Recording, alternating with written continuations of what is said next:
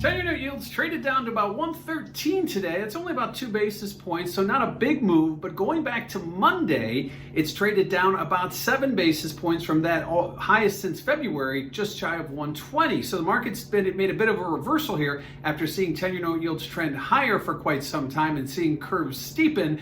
We've seen exactly the opposite since those peaks were made back on Monday. So at this point, 10-year note, looking at some of the economic data we had today, weaker CPI means that inflation not a concern. Not that it ever really was. Inflation expectations have always been the concern with all the Fed is doing and how it's going to feed in to prices down the road.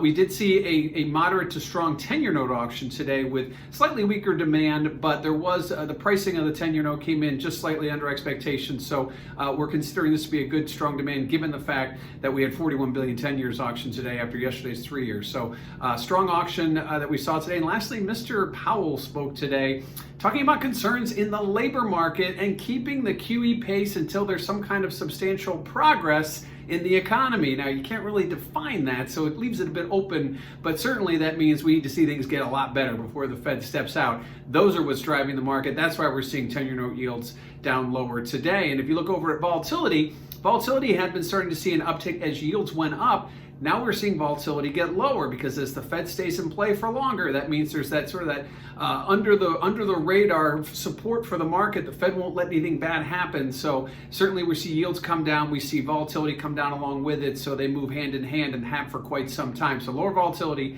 as yields move lower today. And lastly, what do we have ahead? Well, we have the claims number tomorrow. We talk about that every week, that in the moment number, expecting about 760,000 new filings for unemployment. Now, that'll be the lowest since November, which is positive. What isn't positive is it's still about 4 times what it was prior to the pandemic. So those numbers remain elevated. Yes, we need to walk before we can run, but certainly would like to see those claims numbers come down a lot more from where they are. We also have a 30-year auction to finish out the refunding this week, so it'll be interesting to see if there's demand out further out the curve. So now looking at 10-year notes, making a reversal since Monday's highs, driven now by the economy, the Fed tone, and uncertainty, things that we probably weren't as concerned about going as we saw yields go higher, but now certainly that is what's driving the trade, not inflation expectations, which seems to be put on the back shelf for now.